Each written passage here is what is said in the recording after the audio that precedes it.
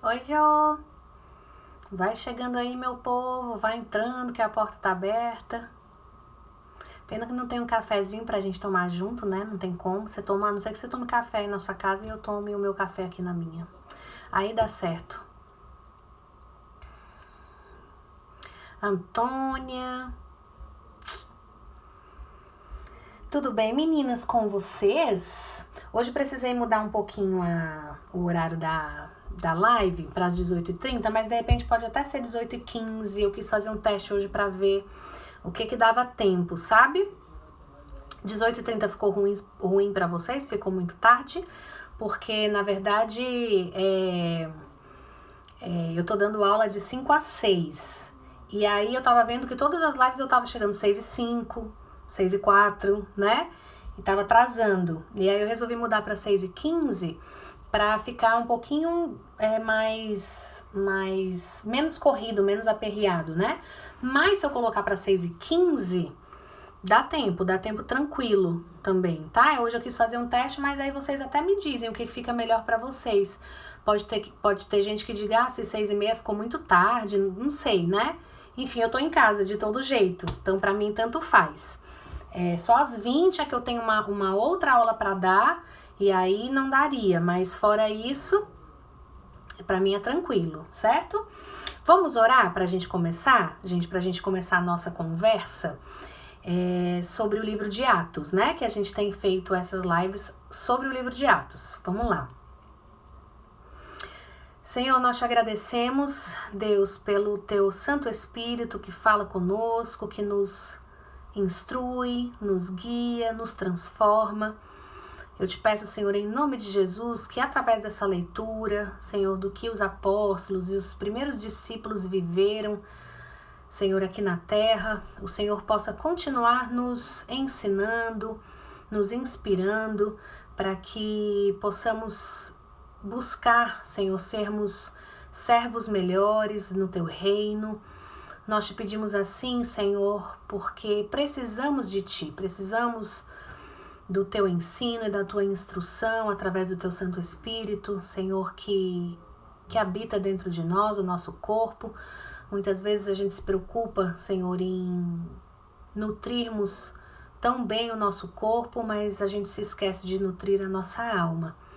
E por isso eu te peço que esses estudos nos ajudem dessa forma, Senhor. É assim que eu tenho orado.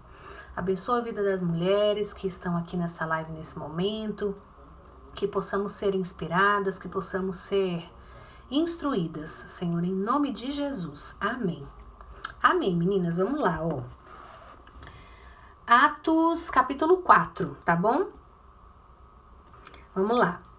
A gente tem lido Atos e eu já falei até aqui sobre o dia de Pentecoste, né? Na verdade, nós conhecemos como dia de Pentecoste, mas na verdade o que estava acontecendo ali era uma festa dos judeus, chamada Festa do Pentecoste, e o Espírito Santo ali desce, né? É enviado por Jesus, que tinha sido assunto aos céus, e muitos eventos estranhos e sobrenaturais acontecem por conta desse evento.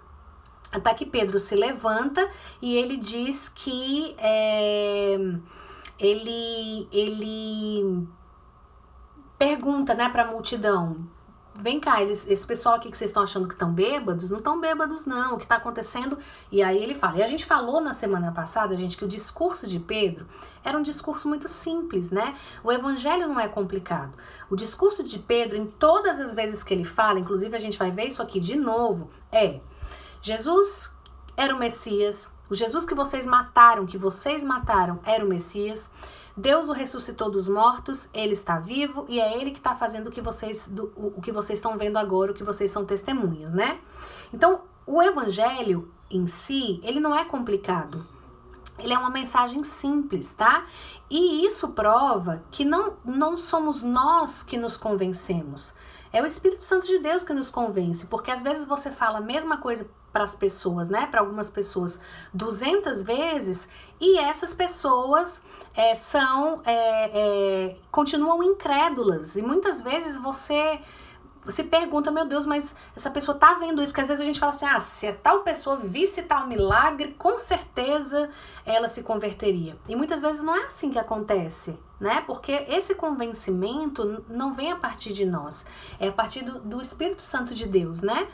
E a gente viu isso, porque a mensagem de Pedro em si não era uma mensagem floreada, não era uma mensagem cheia de contos e de eloquência, até porque Pedro era um homem muito simples, ele era um pescador, então ele não tinha instrução, era semi-analfabeto, né? Então a mensagem do evangelho é uma mensagem simples, mas a gente viu aqui nos textos que a gente leu anteriormente que quem acrescentava os que iam se convertendo e os que iam sendo salvos não era o discurso de Pedro em si.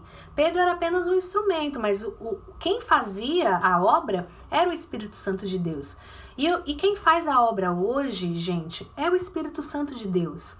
Muitas vezes a gente se angustia por pessoas que estão ao nosso lado, ao nosso redor, às vezes marido, um filho, um namorado, um chefe, né? E você se questiona e começa a ficar preocupado porque, poxa, tal pessoa não, se diz incrédulo, se diz descrente, não acredita em Deus, não leva uma vida legal, e você tá vendo que aquela pessoa tá indo pro buraco, né? Que a vida dela não tá bacana, que as crenças dela estão fazendo com que ela tome decisões ruins muitas vezes, e você se angustia com aquilo e diz, meu Deus, o que que eu posso dizer? Mas o que que eu posso falar? Né? Me manda uma palavra de convencimento. Não é você, gente, que convence, é o Espírito Santo de Deus. A palavra, como a gente viu, a palavra de Pedro era essa. Jesus que você matou era o Messias, Deus o ressuscitou dos mortos, e é ele que está fazendo isso que você vê, né? E quem convence é o Espírito Santo de Deus mesmo, certo? Então, eu quero começar a ler com vocês hoje o capítulo de 4, o capítulo de Atos 4, onde a gente vai ver que a perseguição aos discípulos e aos apóstolos, de fato, começa, tá? A gente terminou na live passada falando que o diabo, ele não aguenta ouvir o nome do Senhor Jesus ser exaltado. E aí ele manda pessoas para nos perseguir e nos atazanar o juízo, muitas vezes, né? Então, lá em Atos 4, é isso que acontece com Pedro e João, tá? A gente vai ler, vamos lá.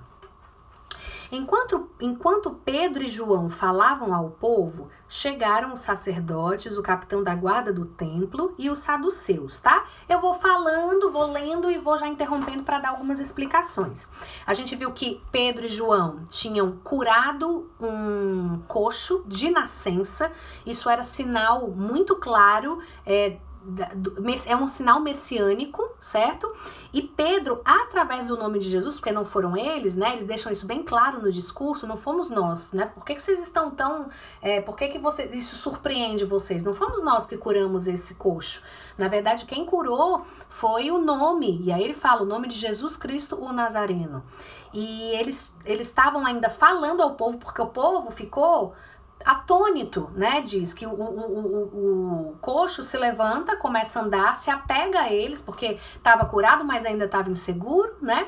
Se apega a eles e eles se colocam debaixo de um lugar chamado Pórtico de Salomão, e Pedro, mais uma vez, faz o mesmo discurso que ele tinha feito lá no dia de Pentecostes para aquele pessoal que estava achando que os discípulos estavam tudo embriagado, tá? E Pedro se levanta mais uma vez para falar a esse povo, vem cá, vocês, por que vocês estão assim? Vocês não sabem? O Jesus que vocês mataram, enfim, aquele mesmo discurso que a gente já falou aqui. Então eles estavam ainda falando e chegaram quem? Os sacerdotes, o capitão da guarda do templo e os saduceus, ou seja, a elite religiosa da época, tá? Os saduceus, gente, eles eram a parte dos aristocratas ricos, tá? Era essa parte religiosa que fazia...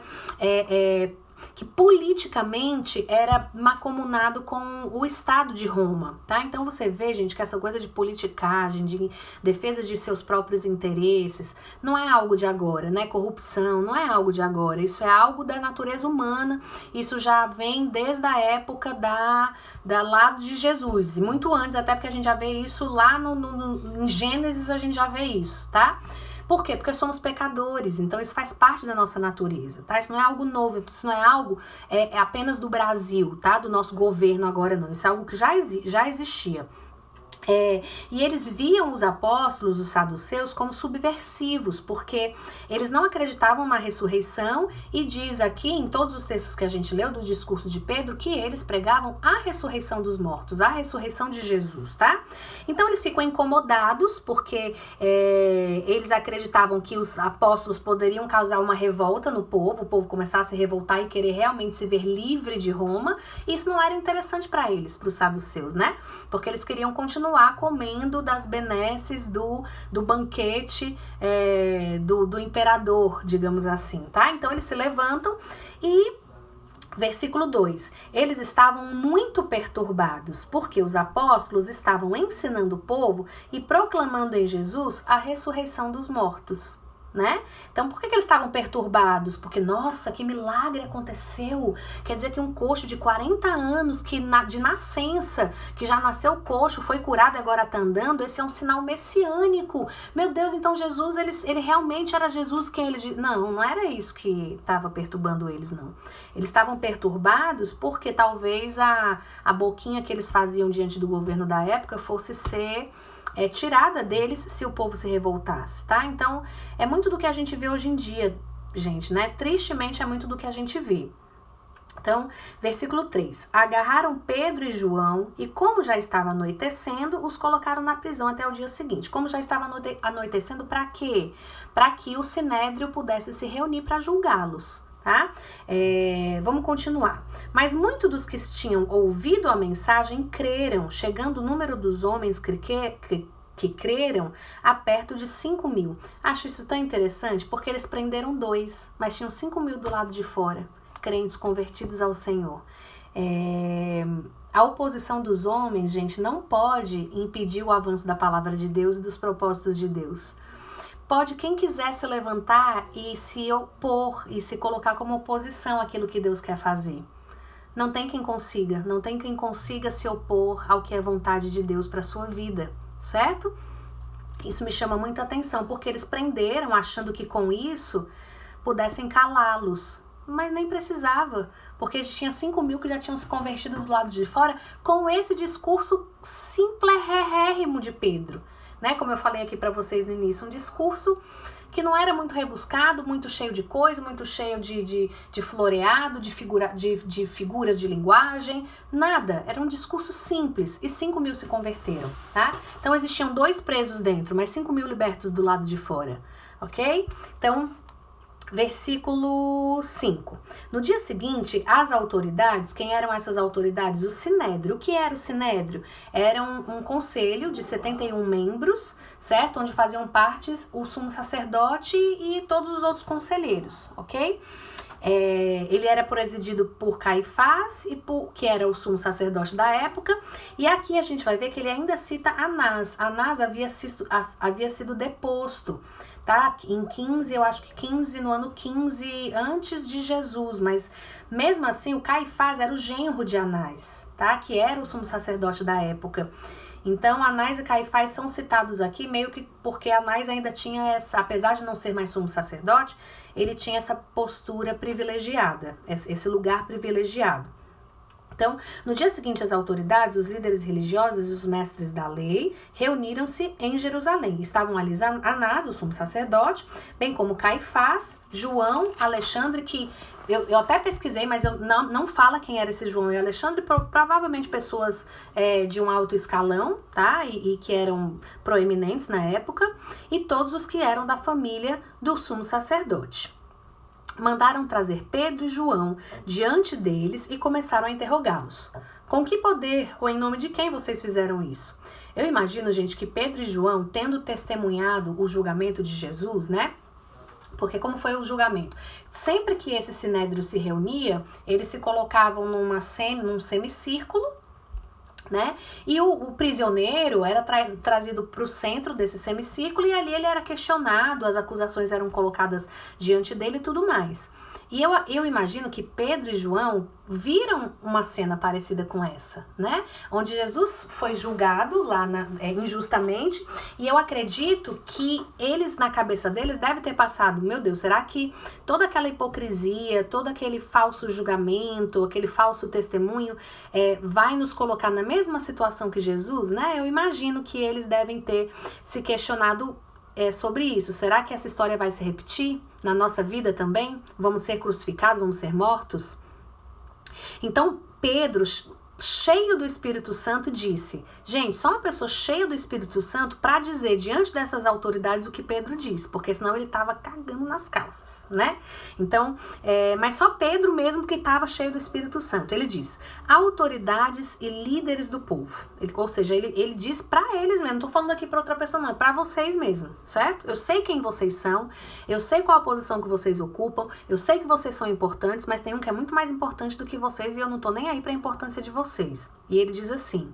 Autoridades e líderes do povo, visto que hoje somos chamados para prestar contas de um ato de bondade em favor de um aleijado, sendo interrogados acerca de como ele foi curado, saibam os senhores e todo o povo de Israel que por meio do nome de Jesus Cristo, o Nazareno, a quem os senhores crucificaram, mas a quem Deus ressuscitou dos mortos, esse homem está aí curado diante dos senhores. Não é interessante isso, gente? Porque Pedro, pensa num cabra macho aqui agora. Aquele mesmo Pedro lá que diante do galo, né, que cantou 3 vezes negou Jesus... Parece um outro Pedro aqui. E realmente ele era. Por quê? Porque não era mais ele. Era um Pedro cheio do Espírito Santo, né? A gente viu lá no versículo 8. Então, Pedro cheio do Espírito Santo. E muitas vezes, para que nós sejamos transformados naquilo que Deus quer que nós sejamos, né? Porque o mundo, gente, o pecado, a cultura, as pessoas com quem nós convivemos, elas vão nos transformando e nos modificando muitas vezes para lugares distantes daquilo que Deus tinha para nós, daquilo que Deus pensou para nós. Mas o Espírito Santo de Deus, ele nos faz recobrar o plano inicial, aquilo que Deus tinha para nossa vida, tá? E é isso que acontece aqui na vida de Pedro. E ele diz de forma muito clara, ele falou, olha, a gente está sendo interrogado aqui por um ato de bondade, vocês não têm vergonha na cara, não? Né? Porque em vez deles dizerem assim, poxa, como foi que vocês fizeram isso? Né? Vamos aqui perguntar para esse coxo como é que foi mesmo. Ele era mesmo coxo de nascença? Não, eles não queriam saber disso, né? O coxo estava ali, eles não tinham como negar, a gente vai ver isso, mas o que eles queriam saber era em nome de quem eles tinham feito aquilo. E ele de forma muito clara diz assim, ó, a gente está sendo interrogado por um ato de bondade. Mas eu vou deixar claro, você está me perguntando, né, como a gente viu no versículo lá em cima 7, com que poder ou em nome de quem vocês fizeram isso? Pois eu vou dizer, a gente fez isso em nome de Jesus Cristo, o Nazareno, a quem vocês crucificaram, mas que Deus ressuscitou dos mortos e esse homem está aí curado diante dos senhores. Ó, mais uma vez, o mesmo discurso simples.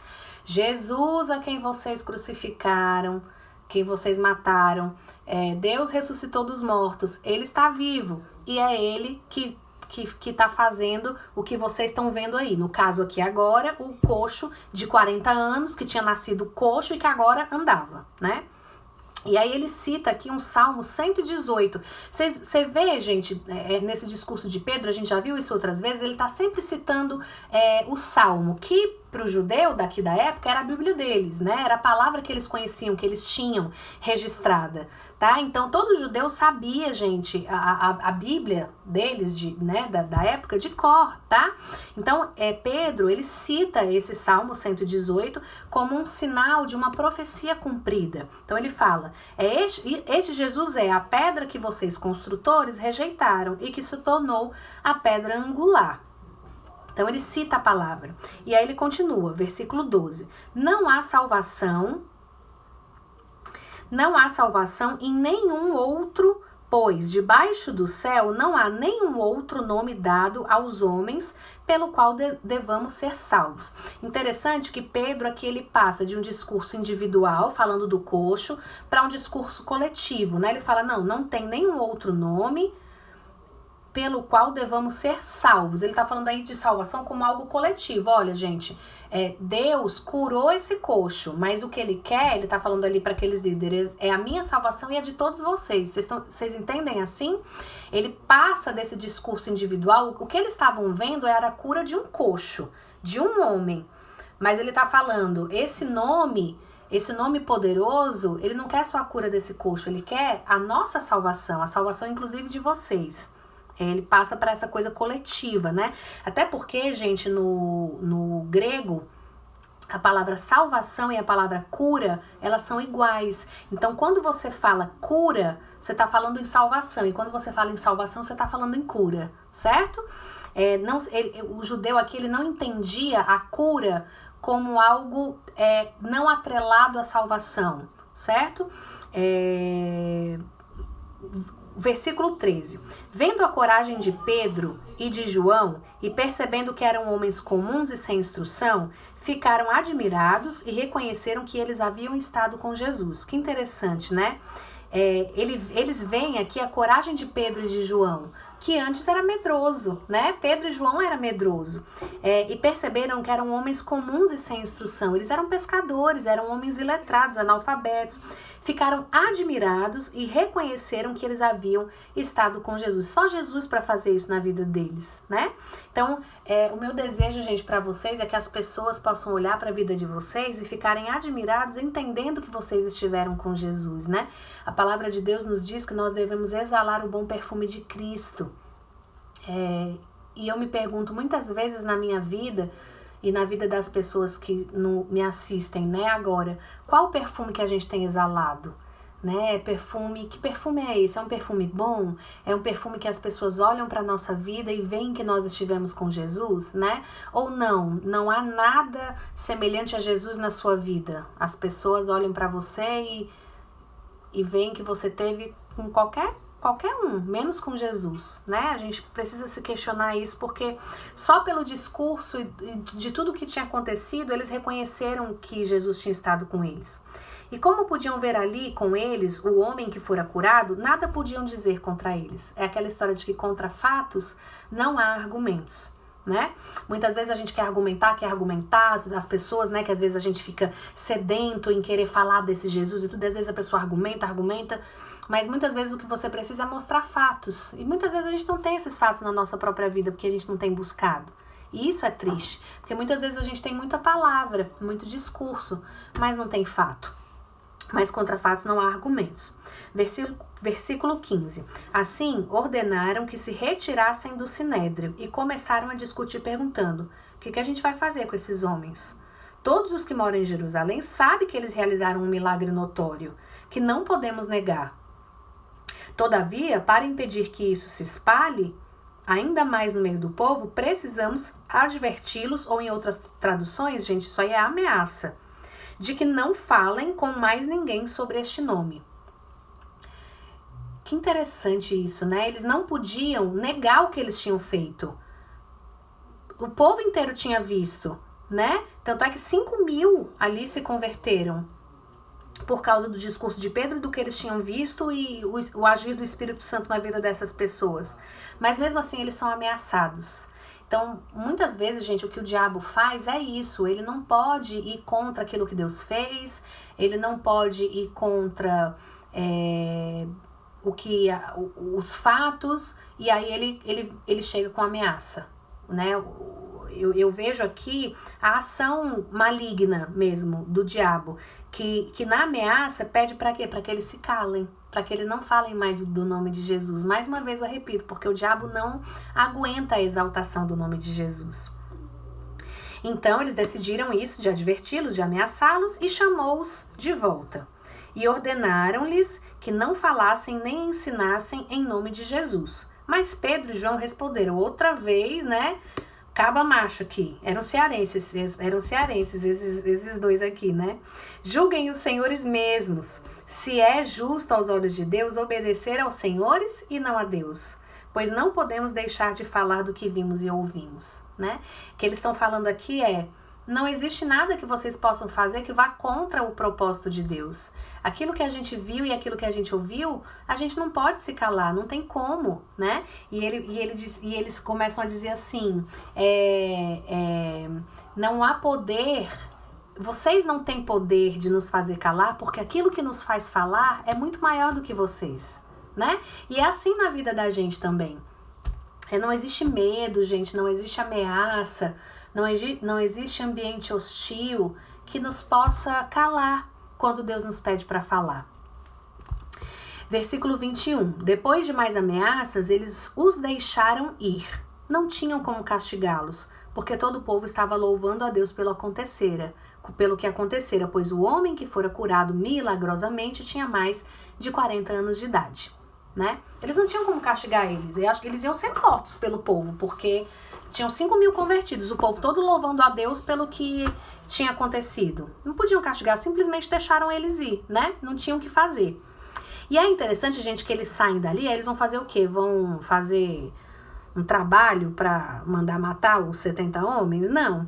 Diz, olha só, versículo 23. Quando foram soltos, porque eles estavam cheios do Espírito Santo, lembra? Eles são ameaçados e tudo mais, mas eles estavam cheios do Espírito Santo. Provavelmente não estavam cheios de si, porque Pedro era uma pessoa extremamente impulsiva, gente, antes do Espírito Santo.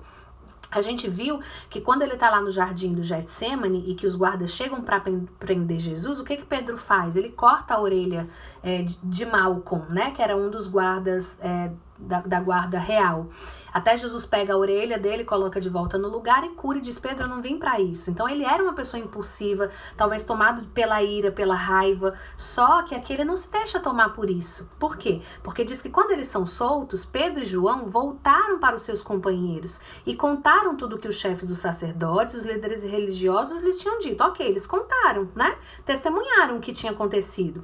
Ouvindo isso, o que eles fizeram juntos? Começaram a fofocar e começaram a planejar como é que eles iam fazer para acabar com os líderes religiosos. Não, levantaram juntos a voz, dizendo, foram orar.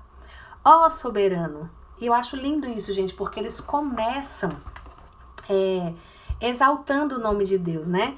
Soberano aqui vem da palavra, eu estava pesquisando, vem da palavra déspotes, que significa proprietário de escravos e autoridade de poder inquestionável, certo? Então, eles é como se eles dissessem assim, tudo isso aconteceu com a gente foi preso, foi humilhado, ficou com medo porque achou que fosse ser, de repente, crucificado como o Senhor foi, né? Porque aquele julgamento da gente estava muito parecido com algo que a gente já tinha visto, mas mesmo assim, a gente entende que você é soberano, Deus. A tua vontade, ela sempre vai prevalecer. Não existe nada que fuja do teu controle, né? Então, eles exaltam a voz entendendo a situação em que eles tinham passado, que eles tinham estado, mas entendendo que Deus tem o controle de tudo. E ele começa dizendo, ó soberano, tu fizeste os céus, a terra, o mar e tudo o que neles há. Então, primeiro, eles entendem a soberania de Deus e exaltam o Deus da criação, em primeiro lugar, né? Fizeste o céu, a terra, o mar, tudo que neles há. Depois, eles exaltam o Deus da revelação, porque eles falam, ó, tu falaste pelo Espírito Santo por boca do teu servo, nosso pai Davi. E aí, por que se enfurecem as nações, os povos conspiram em vão, os reis da terra se levantam, os governantes se reúnem contra o Senhor e contra o seu ungido. Isso é um outro salmo onde existe aí uma proclamação profética a respeito de Jesus. Era uma proclamação que mostrava que as nações e todos os povos do mundo se levantariam em oposição ao Criador do mundo, né? O que a gente vê hoje na nossa cultura, gente? É só oposição contra o nosso Deus Criador, né? Oposições individuais e oposições sistêmicas contra o nosso Deus.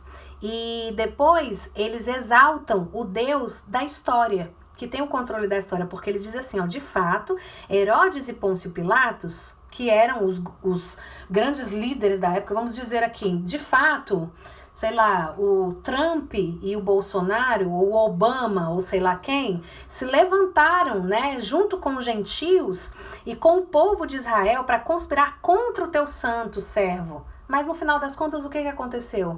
Só foi feita a vontade de Deus. Jesus foi morto porque essa era a vontade de Deus. Olha, ele coloca assim, né?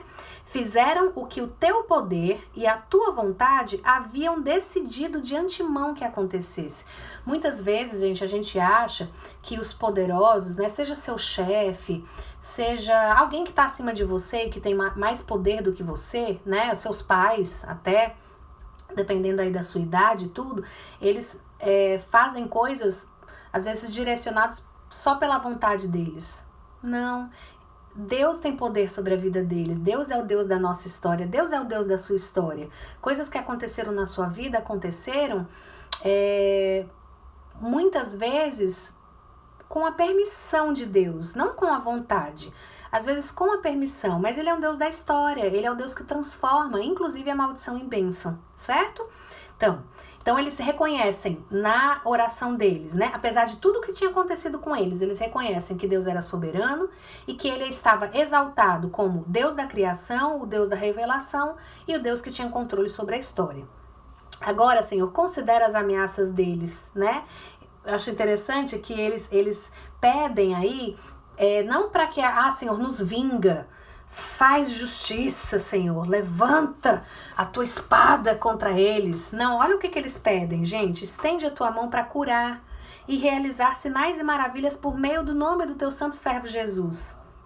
Nos capacita os teus servos para anunciarem a tua palavra corajosamente. Eles mandaram a gente calar, mas nos capacita, Senhor, para que a gente continue anunciando a tua palavra corajosamente, né? Eles não pediram por vingança, porque a vingança não é nossa, gente. A vingança pertence ao Senhor. Eles pedem por misericórdia.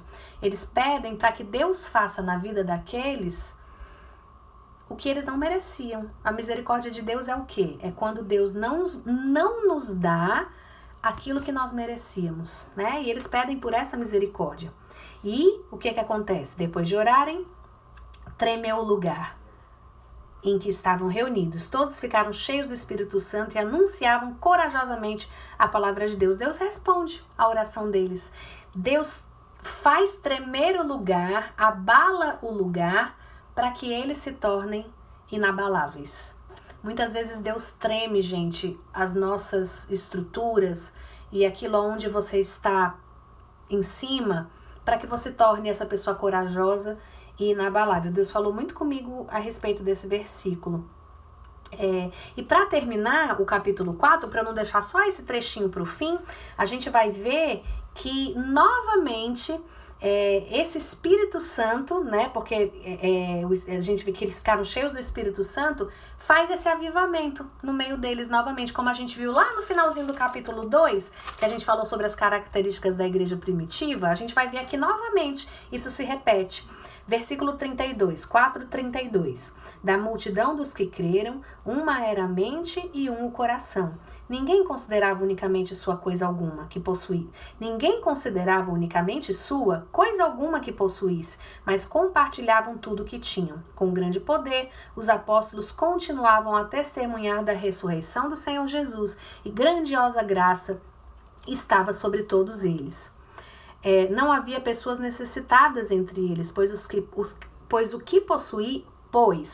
possuíam terras ou casas as vendiam, traziam o dinheiro da venda e o colocavam aos pés dos apóstolos, que o distribuíam segundo a necessidade de cada um.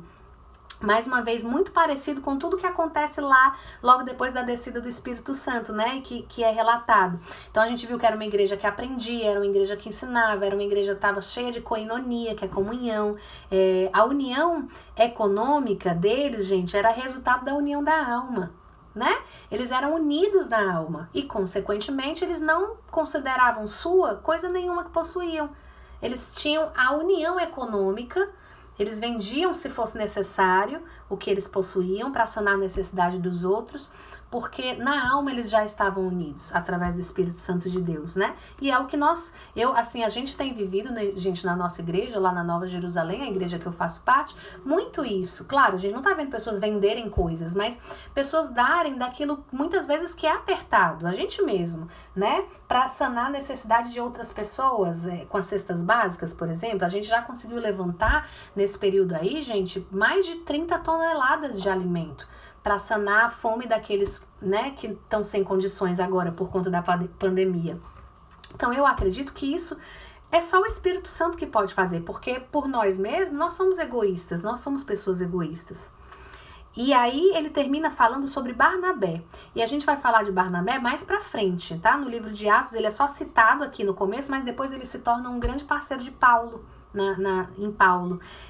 José, um levita de Chipre, a quem os apóstolos deram o nome de Barnabé, que significa encorajador, vendeu um campo que possuía, trouxe o dinheiro e o colocou aos pés dos apóstolos. Então ele é citado aqui, mas a gente vai ver bastante sobre ele mais lá na frente, porque ele se tornou esse companheiro de Paulo. E com isso a gente terminou o capítulo 4. Olha só, gente, um capítulo e tanto ensino, né? Tanta coisa linda pra gente aprender.